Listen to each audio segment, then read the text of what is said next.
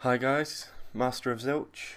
Today I wanted to show you where I'm at with my game, which I've been making for about 6 months now. I've never really made a full big game before. I've made little ones, and this is my first attempt at a big one, and I think it's going okay, so I just kind of wanted to show you some of it, and hopefully you'll like it. So, um, I'm in this video. I'm just going to kind of talk about everything to do with the game, everything I can think of um, that I think might be interesting. Um, so I came up with the idea for the game in November 2018, and it's now the 6th of May 2019, and I've always had lots of different hobbies, but the reason I wanted to make this game was that I saw a trailer for 7 Billion Humans for the Nintendo Switch, and I thought it looked amazing. And I knew that I wanted to make a game with a similar style, and I wanted it to be political and kind of weird. I didn't really want it to have any combat or anything in it, just a good story and cool characters and stuff like that. So the first thing I did was do a kind of write-up of the game, what sort of game it would be, the style of it, the premise and stuff like that. So I just came up with a Word document that explained the story, explained that it was going to be a 2D side-scroller told with 6 different characters that you can be. At any point, you can have all 6 of them and switch between them. It was going to be set 1 hour before the end of the world. So all the leaders of the world basically announced that the world is going to end in 1 hour. We're going to blow it all up, and we're in a space station. The leaders are in a space station, and we're going to basically watch while it all blows up, because we've tried to save the world, we've tried to stop pollution and corruption and all this stuff, and it's not working. We need to basically blow it all up and start again, and this is called Project Reset. And the idea is that you get 6 characters and you can do what you want in that hour. You can try and sort of make up with people that you'd fallen out with. You could hide away somewhere, try and build a bunker. Lots of different things you could do, or obviously the main one is probably to try and save the world and stop the world from being blown up. And actually one of the 6 characters that you get, sorry, I keep saying 6 characters, it used to be 6. When I started it was 6, it's now 5. And one of the 5 characters you get is an ex-president of the United States who lives on the space station. So let me show you a bit of what it looks like. So this is Ruby, and this is Ruby's bedroom, and this is the first character that I created for the game, and the first scene that I created for the game. I designed all of the original 6 characters first. That was the first thing I did, and a logo and stuff. So what you just saw on the splash screen, because I wanted to kind of, I think it's important for me when I'm making a project is to sell it to myself. I want to make something where it's like, yeah, I need to do this. It looks cool. I want to finish this. So I designed the main characters and the logo and stuff, and sort of came up with a little, it's almost like a package that's like, this is what it could be. You've written down the story and stuff, so now make it. It's funny looking back at this bedroom scene, because it's not very good. I don't really like it, But the trouble, and I liked it at the time, but as a project goes on, you kind of you get better at it and you get closer to what's in your mind because you kind of learn exactly what you're going for. And then you look back at the first bits you did and it's kind of like, that's not as good. So you can go back and change it. But then the second bit that you ever did doesn't look quite as good. So you go back and change that. And you keep doing that until you get to the last bit that you did, which now doesn't look as good because you've improved everything else, and through the process of improving you've learned more stuff, and it's just a big cycle and you've got to kind of know where to stop. I might do a little bit more work with this bedroom. So you'll notice there are some little bits of UI. We've got a light bulb, which is a menu where you store thoughts, and I'll explain that in a little while, and a star, which is where you store items. You've also got your 5 characters. Now, I'm probably going to make it so that you have to unlock these characters one at a time, because it kind of gives a bit more, makes you feel like you're making more progress than just, just having everything on a plate as soon as you start. But you can't actually complete the game. I say complete the game because I don't know if there is really an end to it. You wouldn't be able to do that without having all the characters.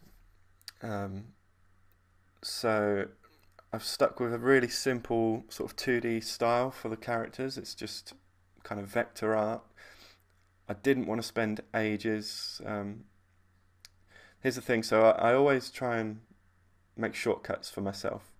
I don't want to be making life any harder than it has to be. It's already a huge job making a game. So, for example, the legs, look at them legs. They're just triangles that wiggle around when they walk. And I think it kind of looks cool. It gives it a bit of style. Looks like I did it on purpose. And I did do it on purpose, but I didn't do it because I thought it would look cool. Really, I did it because I thought it would look okay and be really easy to animate. I don't want to sit there animating loads of leg cycles all the time. They blink, the characters, and that's about it. They don't really move their arms. They don't wiggle their head, and I'm okay with that at the moment. I don't know if I ever will add those kinds of animations, because the thing is, I think it looks okay. And when I started making this game, I read a graphic novel called Sabrina, and it's really minimalist, that graphic novel. It's a really emotional story, but the characters are like just dots for eyes, plain mouths, plain expressions, like really vacant expressions. And in a way, because the characters are such a blank palette, you project the emotion onto them rather than seeing like a really emotional face when someone's really distraught. To just have really distressing situation and really distressing dialogue on a really blank face makes it even more emotional, because you kind of put in your own emotion into it. So I'm okay with that. Oh, that's my excuse anyway. The backgrounds are mainly kind of photographs, and they're not vector. Basically, they're kind of almost like a collage of different bits and bobs, which I kind of layer up, put together, add a bit of lighting and shadow, and just pixelate it all. And I think it kind of works with the vector style. It's weird, but I think it looks okay. Added some footstep sound effects when you walk. I love doing the sound. I really like doing sound. I normally get all my sound effects from freesound.org, which is an amazing site. Just so many free sounds on there. I've used them for like years and years and years and never donated to them, so I need to really. They're so good, and I love like a lot of sounds are. It's all about layering up the sounds to create more than one sound. Well, to create one sound, but out of multiple sounds. I'll show you a bit more of that later on. But yeah, I really like doing the sound and kind of EQing it and compressing it and all that stuff because I'm a geek. So let me show you a bit more. If I walk out of the room, another sound effect there for the door opening and then closing, and you can now hear the cat purring. And you'll notice that the camera, a lot of these things sort of go without saying, but you'll notice that the camera follows the character kind of quite smoothly. And this was maybe the third or fourth scene that I created, this hallway, and you can go outside. Obviously we've got the snow coming down. She leaves little footprints in the snow. So yeah, I've focused a lot on the art and the sounds rather than much of the actual gameplay. The reason being that if I did the gameplay first, I would get bored because it looks so crap, and I would never finish the game. So again, I have to build the game in the order that where it's like I make it look as good as it needs to be for me to think, wow, I need to finish this game. I did notice that one of the doors in the hallway makes no sense in context with the outside of the house, so I need to change that a little bit. I think there's going to be a little forest out here. But other than that, I mean, there is a secret room somewhere, which I won't give away. But other than that, it's more or less there for Ruby. I need to fix the sky. I'd like it so that over the course of the hour, the sky goes from pink to blue, because it's supposed to be morning. This is actually set in Russia, Ruby is. Obviously we've got the hours countdown as well, which is really important to the game. It gives you a good idea of where we're at, and you have to obviously try and complete the game within the hour, otherwise the world blows up and you have to start again. But hopefully each time, the idea is each time you learn a bit more about the world, about the characters, and you know what to do next time. Ruby's probably going to be the second character that you unlock. The first character will be Harry. Here's Harry. Now, Harry's street is the scene that I've put the most work into. I'm pretty happy with the way it's looking. I think it's the best one so far. And it's the one that makes me excited about the game and makes me think, okay, I need to finish this and make the other scenes look as good as this one looks. So there's lots of characters in there. There's going to be more. Any black silhouettes that you see are going to be more characters that I need to design. Characters normally take me some of them take about 10 minutes, some of them take closer to an hour, depending on how much detail they've got or how. If I've got a really clear idea of what the character's going to be, then it's really quick.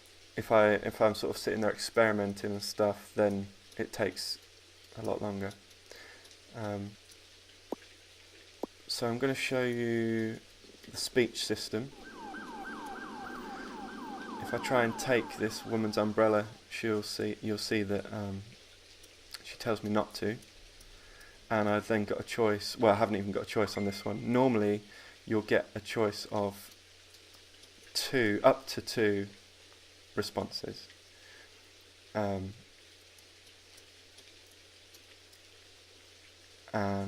the speech system is all controlled from a script. The game is made in Clickteam Fusion because I find it so easy to develop in and really quick. I can code.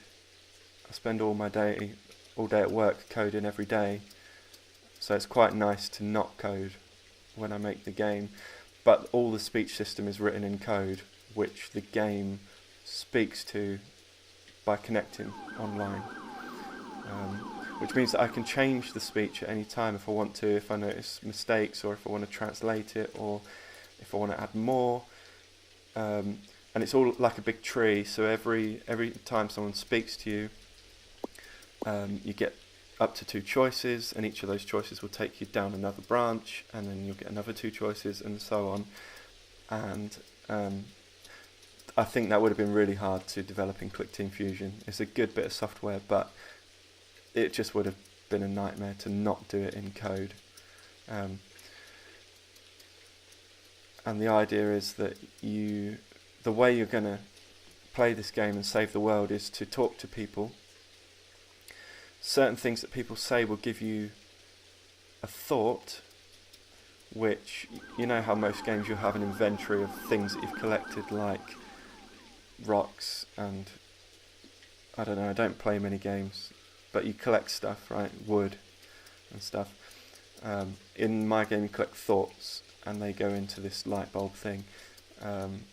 So maybe something that someone says triggers a thought, like maybe someone says to you, we need to save the world. So that triggers a thought, and the thought is we need to save the world. That goes in your inventory, and you can then say that thought to someone else in the game, and that might trigger another conversation that furthers the story and helps you get you one step closer to completing the game, and they might give you another thought based on the thought that you've given them, and it's kind of, you know, a conversation system of learning about the world, about the characters, and figuring out how you're going to beat this thing. So yeah, I'm pretty happy with this street. It's always a lot easier to make stuff when it's inherently detailed. So a city, especially like the slums where this is supposed to be, it's full of dirt and grime and scratches and rust and all that kind of stuff, and it's quite easy to make it look quite good because there's so much opportunity for detail. But you'll see later on, one of the scenes is really minimalist. Well, a couple of them are, and it was a lot harder to make that look okay. It's also night time, which means you can darken the bits that you don't like. I've got the rain, which kind of distracts you again from a lot of it, and things like that. Street lights give you a nice opportunity for a bit of lighting. The street lights were originally pixelated like the background, but I made them vector. I originally had a rule of anything you can interact with should be vector and everything else should be pixelated, which is a nice idea, but it didn't feel very balanced. It's amazing how much difference it made in my mind once I changed the lampposts to vector. I really liked it a lot more, so that rule kind of went out the window. So although the game is largely about thoughts, you can also collect stuff, like this brick, and I can smash the window of this shop. A little bit of screen shake there, and collect these cans of beans. And I won't show you what you can do with that, but the idea is that you can kind of loot places if you want. Maybe build a bunker, hide out, convince people to come into your bunker with you. So that's one strategy of playing the game.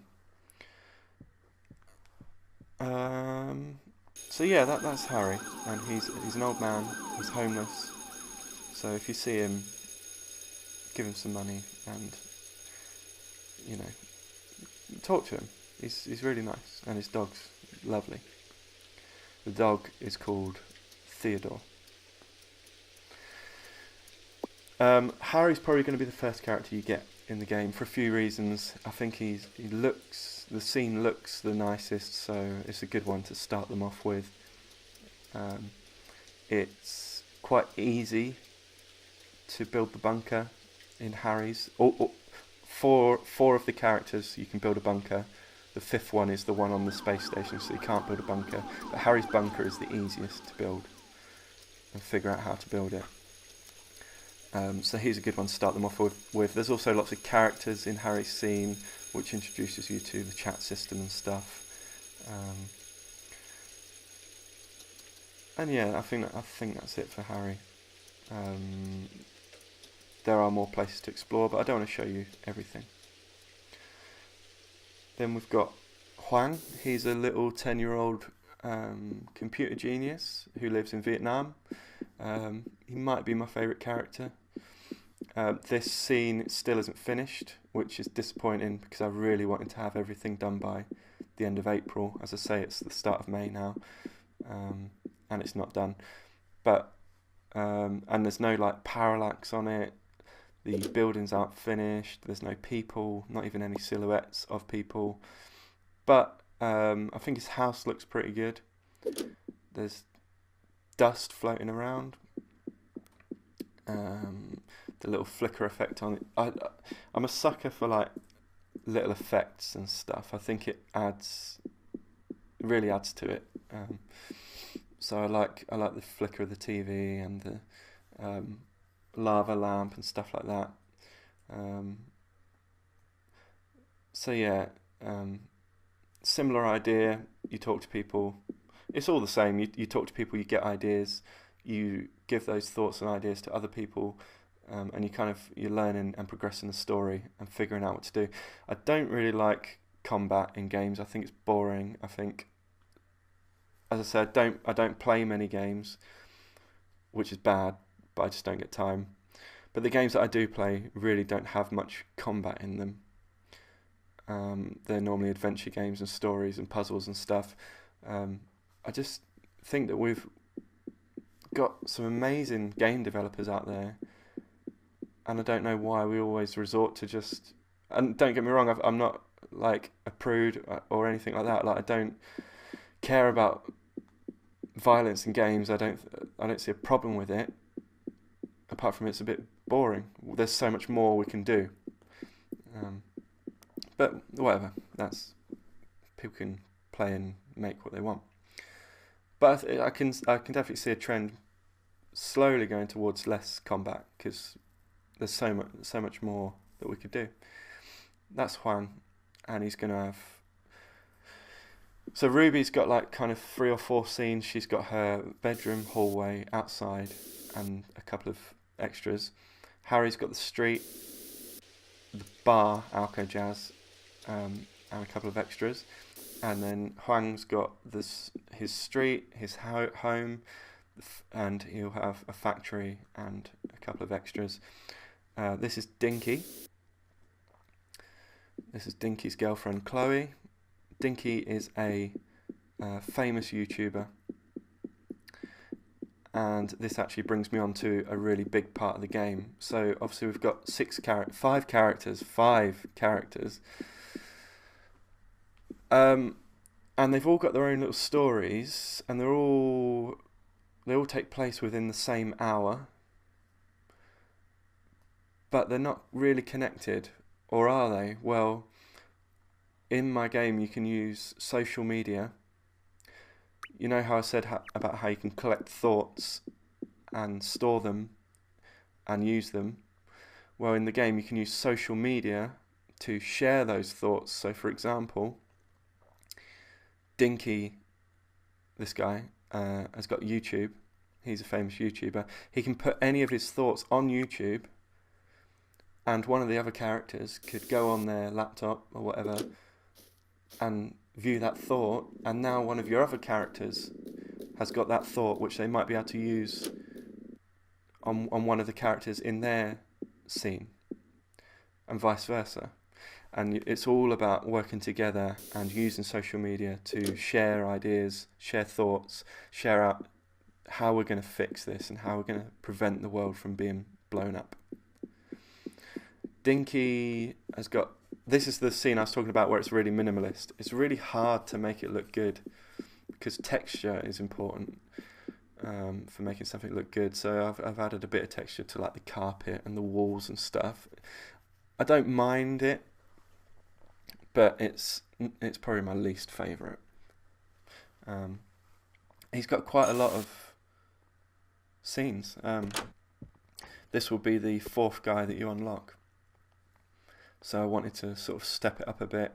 He's got his apartment, he's got hallways and a lift, a street and a bar and extras. I say extras because I don't want to give everything away. Some things will be like unlockable,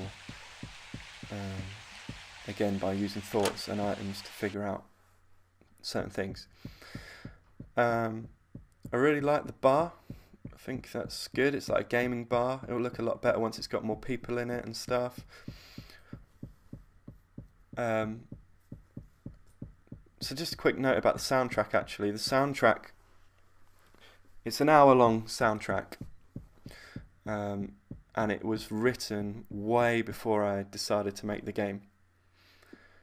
The soundtrack was called Project Reset, and it was all about this exact same situation. The world's going to blow up in an hour because of that's what the leaders are planning on doing, and it's because they've given up, basically. That was what the song was about, and I've used that as the soundtrack for this game. I was even going to write a novel about it at one point, but I can't be bothered.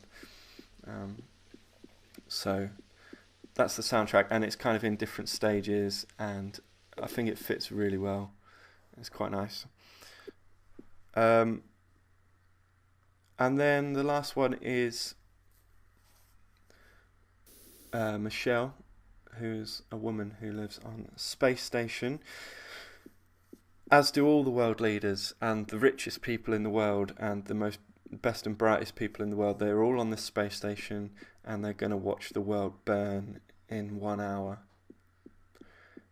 And maybe Michelle is having second thoughts about all this, and maybe she's going to figure out how to help prevent it. And her scenes are, I haven't hardly done any of her scenes because I think they're going to work differently to everybody else's. The other ones I've really sat and meticulously designed, whereas Michelle's they're going to be created from like elements, because it's so minimalist. They're just going to be like windows, pillars, floors, doors, walls. They're going to be kind of built rather than designed. So I'm just going to build a load of elements and make them as and when I need them. I quite like this lens flare effect. It's one of the few things in the game. The whole game has been made completely by me. Well, I say completely by me. The sound effects, obviously, I take from free sound. The software I didn't make. So there's loads of... I obviously couldn't have done this without millions of other people. But it's all basically created by me. But I didn't do this lens flare.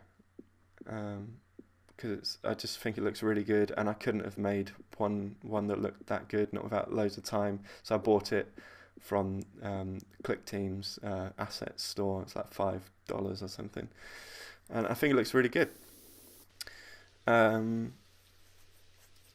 So yeah, those are our 5 Project Reset characters, and I think if I ever make a sequel, it won't be following on, you know, what happens after this hour. It will just be another 5 characters taking place during the same hour, all from different parts of the world, completely different types of people, and just to sort of flesh it out. So instead of building the story kind of up, it'll be just broader, and that'll be really fun. It'd be so cool to like just add more characters to it.